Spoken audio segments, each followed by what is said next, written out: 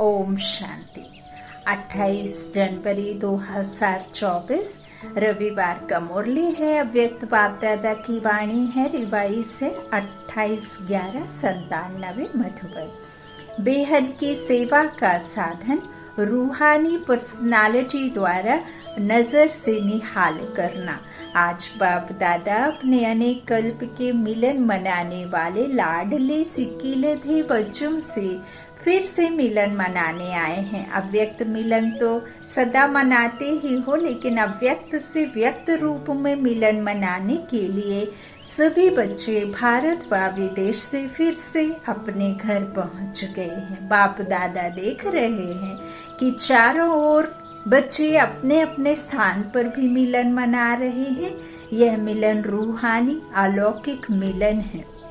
इस मिलन में बाप दादा और बच्चों के स्नेह का साकार स्वरूप है। आज बाप दादा अपने बच्चों की रूहानी पर्सनालिटी को देख रहे हैं। हर एक बच्चे की रूहानी पर्सनालिटी कितनी श्रेष्ठ है। ऐसी रूहानी पर्सनालिटी सारे कल्प में और किसी की भी नहीं है। पूरा कल्प 5000 वर्ष के कल्प में सिर्फ इस संगम युग पर ही ये पर्सनालिटी दिखाई पड़ती है। यही अनुभव होता है जब परमात्मा हम बच्चों को पढ़ाने आते हैं, तभी हम इस का अनुभव कर सकते हैं। बाबा कहते क्योंकि आप सबकी पर्सनालिटी बनाने वाला ऊंचे से ऊंचा बाप है। आप भी अपनी रूहानी पर्सनालिटी को जानते हैं ना। सबसे बड़े ते बड़ी पर्सनालिटी है स्वप्न व संकल्प में भी संपूर्ण प्योरिटी की पर्सनालिटी नंबरवार है, लेकिन फिर भी विश्व की सर्व आत्माओं से श्रेष्ठ है। तो बाप दादा हर एक के मस्तक से पर्सनालिटी की झलक देख रहे हैं। प्योरिटी के साथ साथ सबके चेहरे और चलन में रूहानियत की पर्सनालिटी भी है।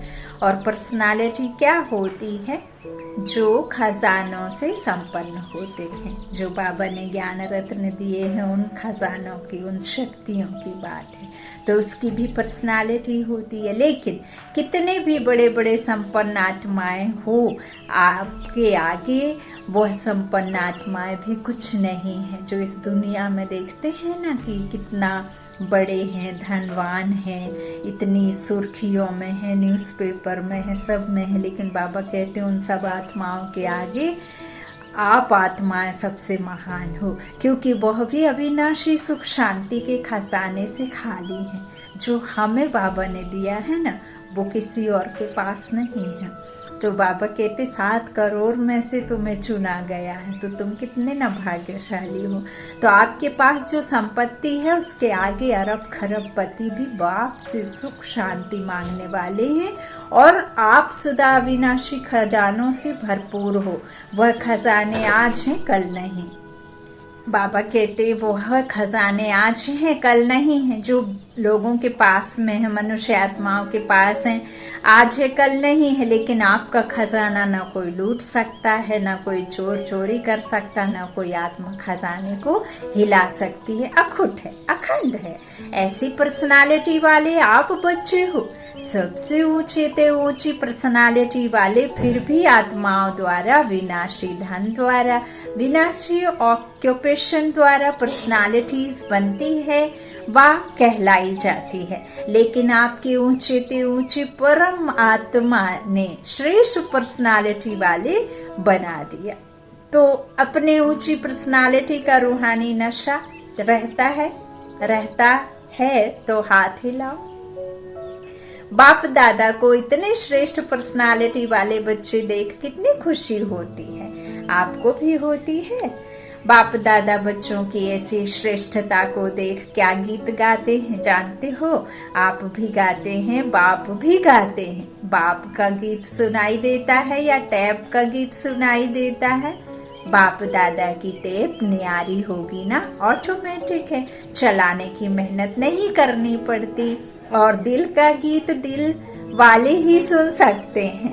और प्यार की आवाज जो होती है ना, वो दिल से निकलती है। प्रेम तो वो दिल से गाते हैं, दिल वाले ही सुन सकते, सिर्फ कान वाले नहीं, दिल वाले। इसे तो सिर्फ अनुभव किया जा सकता है।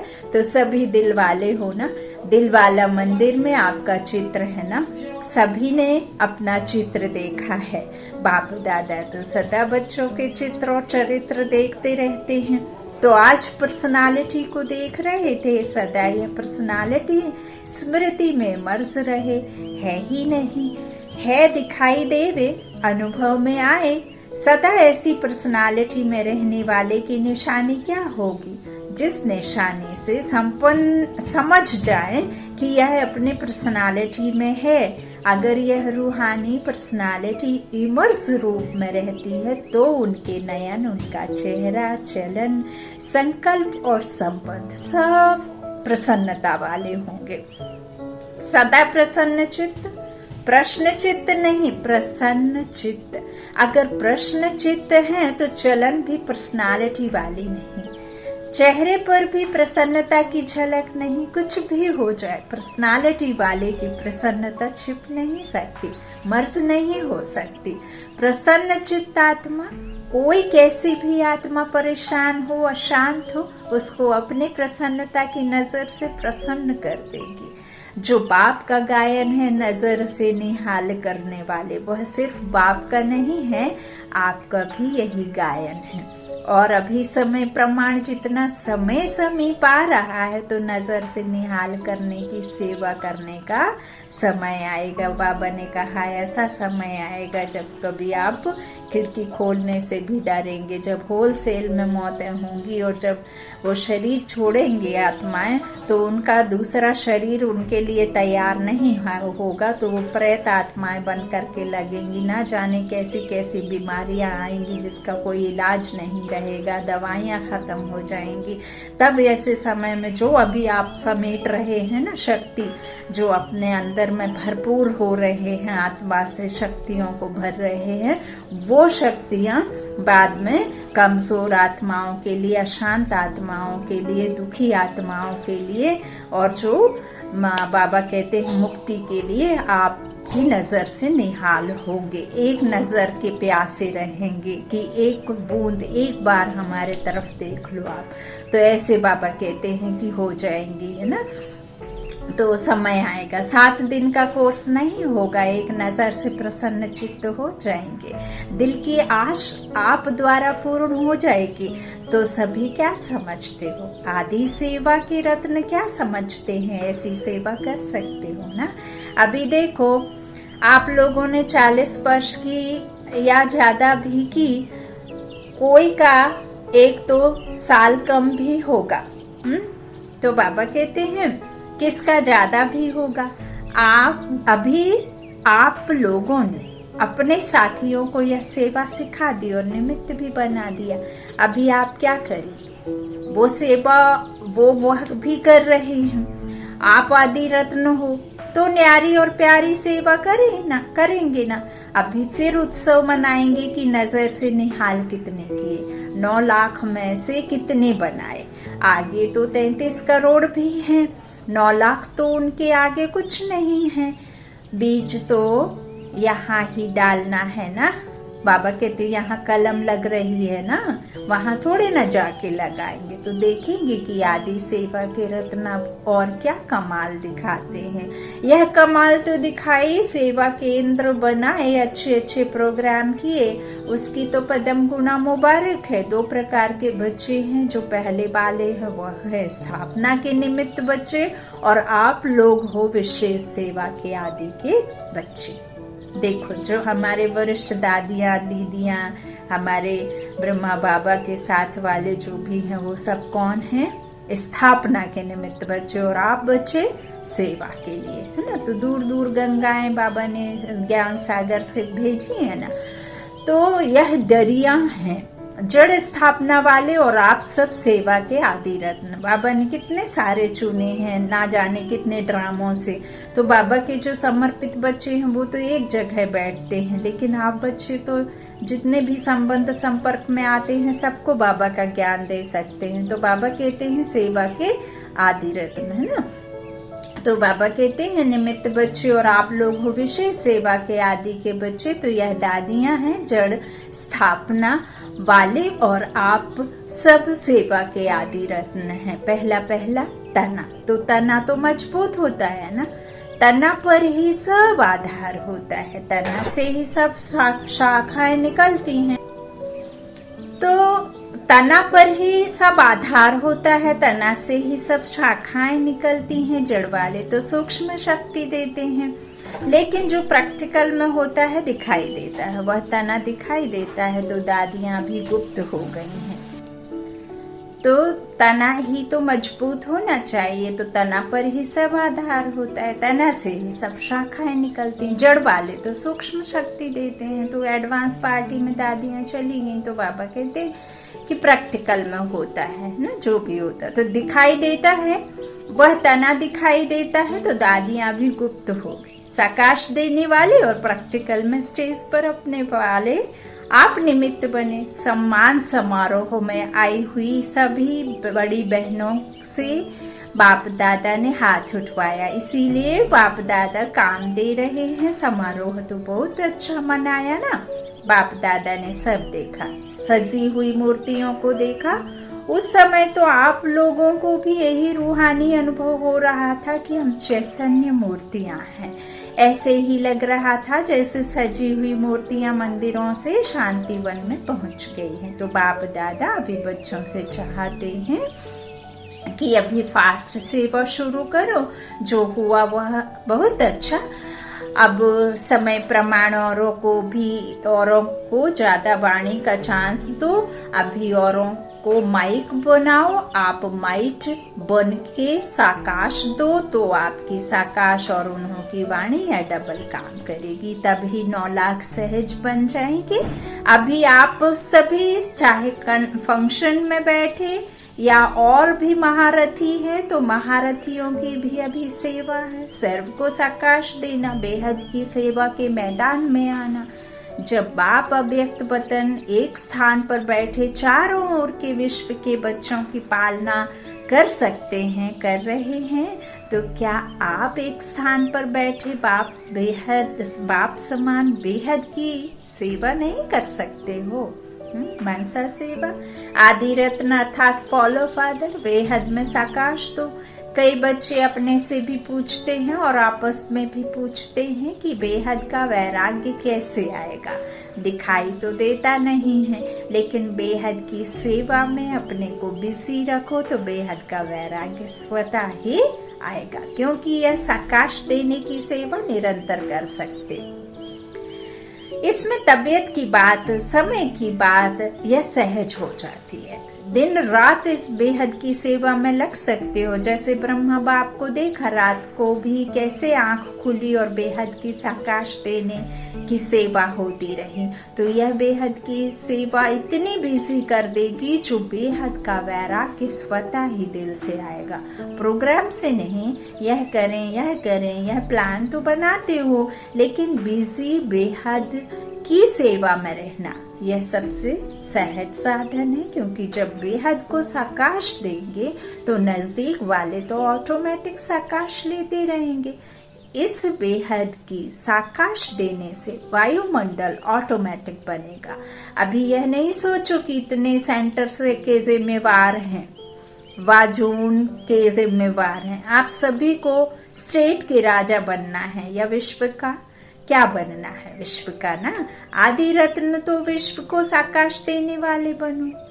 अगर 20 सेंटर 30 सेंटर या 200-250 सेंटर या जोन यह बुद्धि में रहेगा तो यह भी तना का काम नहीं है। यह तो टालियां भी कर सकती हैं। तो आप तो तना हो, तना से सबको साकाश पहुंचती है। आप सभी भी यह सोचते हो कि बेहद का वैराग्य आना चाहिए, तो बहुत अच्छा, अभी विनाश हो जाए। लेकिन 9 लाख ही तैयार नहीं किए तो सतयुग के आदि में आने वाली संख्या ही तैयार नहीं है और विनाश हो गया तो कौन आएगा? क्या 2-3 हजार पर राज्य करेंगे? 4-5 लाख पर राज्य करेंगे? इसलिए आप बेहद की सेवा का पाठ आरंभ करो। पांडव क्या समझते हैं? बेहद की सेवा करेंगे ना। पांडव तैयार हैं। अभी यह हद की बातें बेहद में जाने से आपे ही छूट जाएंगी, छुड़ाने से नहीं छूटेंगी। बेहद की आकाश से परिवर्तन होना फास्ट सेवा का रिजल्ट है। बाप दादा जानते हैं कि नाजुक परिस्थितियों में निमित्त बनी आत्माओं ने सेवा का प्रत्यक्ष प्रमाण दिया है, लेकिन आप सभी का फाउंडेशन व सेकंड का परिवर्तन का मूल अनुभव यही है कि ब्रह्मा बाप को देखा और ब्राह्मण बन गए, सेवा का वरदान मिला और सेवा में लग गए। बाप दादा ने सभी के अनुभव भी सुने, अच्छे अनुभव सुनाए। तो जैसे आप लोगों का अनुभव है, ब्रह्मा बाप को देखा और सोचना भी नहीं पड़ा, सहन करने का भी अनुभव नहीं हुआ कि सहन कर रहे, बड़ी बात नहीं लगी। ऐसे अभी हर श्रेष्ठ ब्राह्मण आत्मा को देखें और आत्मा में ब्राह्मण में ब्रह्मा बाप देखें। यह है सेवा का फास्ट साधन। क्या ब्रह्मा बाप ने आपको कोर्स कराया? कोर्स तो पीछे किया, लेकिन देखा और हो गए। तो जैसे ब्रह्मा बाप में बाप समाया हुआ था, इसलिए मेहनत नहीं लगी, ऐसे आप सभी भी बाप दादा को अपने में समाते हुए नज़र से निहाल करो। जो आप सबका अनुभव है, अनुभवी हो, देखा और फिदा हो गए। जैसे अभी सोचते हैं, ट्रेनिंग लेते हैं, फिर ट्रायल पर आते हैं, फिर कोई चला जाता है, कोई रहता है। इतनी मेहनत आपने ली, ट्रेनिंग की क्या, ट्रायल कर रहे हैं क्या? बस आए और खो गए। ऐसी सेवा जब एक ब्रह्मा बाप ने की, तो आप अब इतने ब्राह्मण आत्माएं नहीं कर सकती हो क्या? आपकी पर्सनालिटी अपना बना दे। ब्रह्मा बाप की भी पर्सनालिटी थी ना, चाहे सूरत की चाहे सीरत की, लेकिन पर्सनालिटी थी। तब आकर्षित हुए तो फॉलो फादर। जब बाप ने आपको आदि में निमित्त बनाया, तो आदि के हैं, सेवा के निमित्त व स्थापना के फाउंडेशन, उनको अंत तक सेवा में रहना ही है। तबीयत के कारण शरीर से चक्कर नहीं लगा सकते, लेकिन मन से तो लगा सकते हो, उसमें तो खर्चा भी नहीं, वीज़ा लेने की ज़रूरत भी नहीं। हाँ, ज़रूरत नहीं, भाग दौड़ की भी ज़रूरत नहीं, लेटे लेटे भी कर सकते हो। बीमार हो, खाट पर लेटे हो, आत्मा कहती है, बाबा कहते हैं मनसा सेवा कर सकते हो। श्रेष्ठ संकल्पों से तो मनसा सेवा होनी, तो क्या समझते हो? अब ऐसा कोई प्लान बताओ, बनाओ, नया पाठ शुरू करो। अभी एक फंक्शन तो मना लिया ना, जो सेवा की उसका प्रत्यक्ष फल मिल गया। अभी नई सेवा करो। अच्छा, बाप दादा सिर्फ सामने वालों को नहीं कह रहे हैं, सभी बच्चों को कह रहे हैं। विदेश में भी जो सुन रहे हैं, उन्हों को भी कह रहे हैं। जहाँ भी सुन रहे हैं, चाहे शांति वन में सुन रहे, चाहे ऊपर पांडव भवन में, चाहे विदेश में, जहाँ भी हैं, वहाँ बाप दादा सभी के लिए कह रहे हैं। अब बेहद की सेवाधारी बनो, समय बेहद की सेवा में लगाओ। बेहद की सेवा में समय लगाने से समस्या सहज ही भाग जाएगी, क्योंकि चाहे अज्ञानी आत्माएं हैं, चाहे ब्राह्मण आत्माएं हैं, लेकिन अगर समस्या में समय लगाते हैं व दूसरों का समय लेते हैं, तो सिद्ध है कि वह कमजोर आत्माएं हैं, अपनी शक्ति नहीं है। जिसको शक्ति नहीं हो, पांव लंगड़ा हो, और उसको आप कहो दौड़ लगाओ, तो लगाएगा या गिरेगा? तो समस्या के वश आत्माएं चाहे ब्राह्मण भी हैं, लेकिन कमजोर है, शक्ति नहीं है, तो वह कहाँ से शक्ति लाए? बाप से डायरेक्ट शक्ति ले नहीं सकता, क्योंकि कमजोर आत्मा है। तो क्या करेंगे? कमजोर आत्मा को दूसरे कोई का ब्लड देकर ताकत में लाते हैं। कोई शक्तिशाली इंजेक्शन देकर ताकत में लाते हैं। तो आप सब में शक्तियां हैं, तो शक्ति का सहयोग दो, गुण का सहयोग दो। उन्हों में है ही नहीं, अपना दो। पहले भी कहा ना, दाता बनो।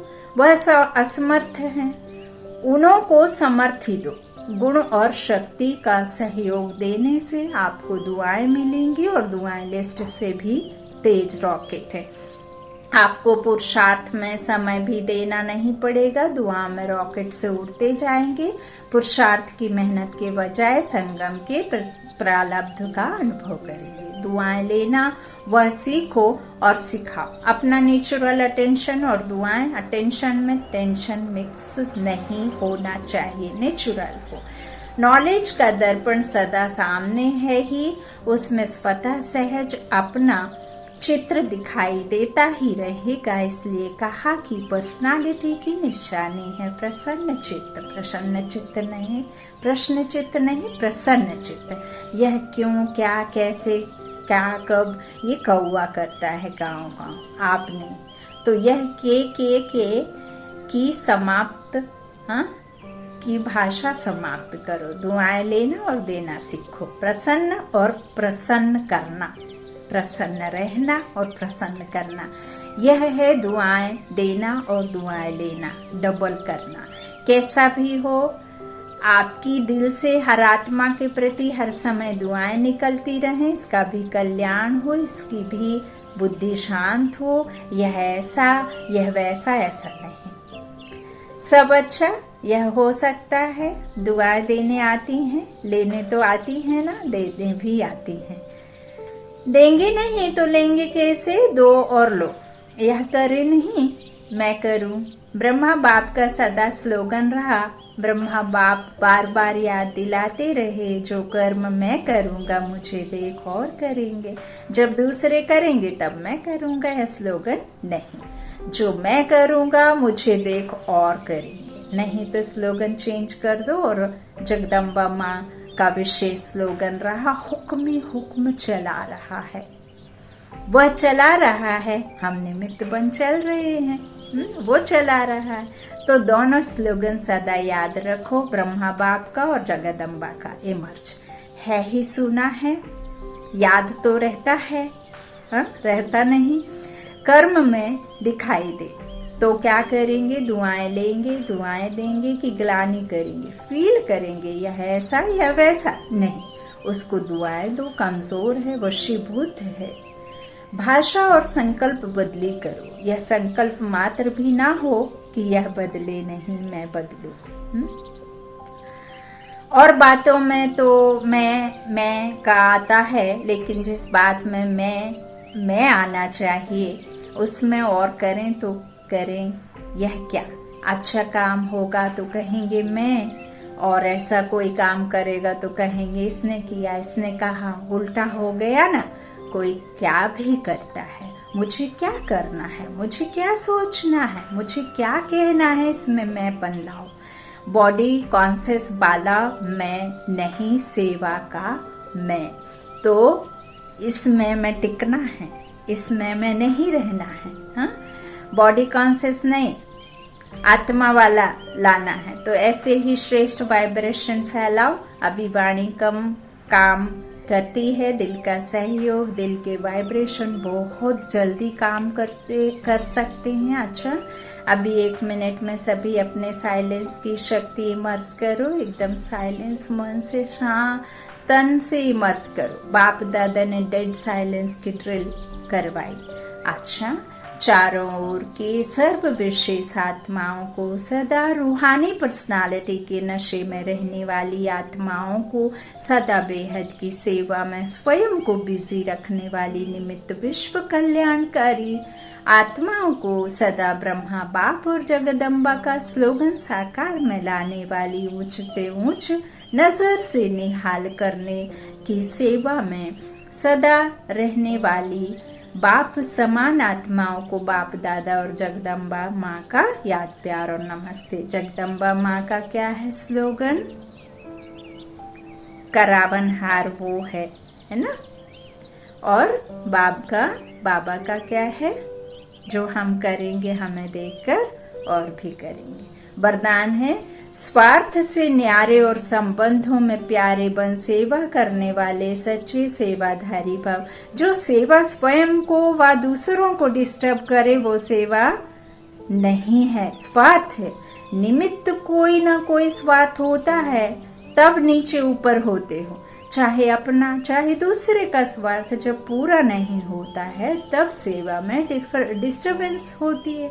इसलिए स्वार्थ से न्यारे और सर्व के संबंध में प्यारे बनकर सेवा करो, तब कहेंगे सच्चे सेवादारी। सेवा खूब उमंग उत्साह से करो, लेकिन सेवा को बोझ स्थिति को कभी नीचे ऊपर ना करें, यह टेंशन रखो। स्लोगन शुभ व श्रेष्ठ वाइब्रेशन द्वारा नेगेटिव सीन को पॉजिटिव में बदल दो। अव्यक्ति साइलेंस द्वारा डबल लाइट फरिश्ता स्थिति का अनुभव करो। करण करावन हार बाप है, कराने वाला सब कुछ करा रहा है। मैं निमित्त करावन हार बनकर कर रहा हूँ। इस स्मृति से कर्तापन की भान को समाप्त कर न्यारे और प्यारे बनो। सब बोझ बाप के आगे समर्पित कर अपने अनादि स्वरूप की स्मृति से अनादि स्वभाव संस्कार धारण कर डबल लाइट स्थिति का अनुभव करो। सब कुछ मांग रहा है, बोझ तो उसे दे दो, आप नहीं देंगे तो लेगा कैसे। अच्छा, ओम शांति। शुक्रिया बाप दादा, शुक्रिया आप सभी भाई बहनों के स्नेह का प्यार का। ओम शांति।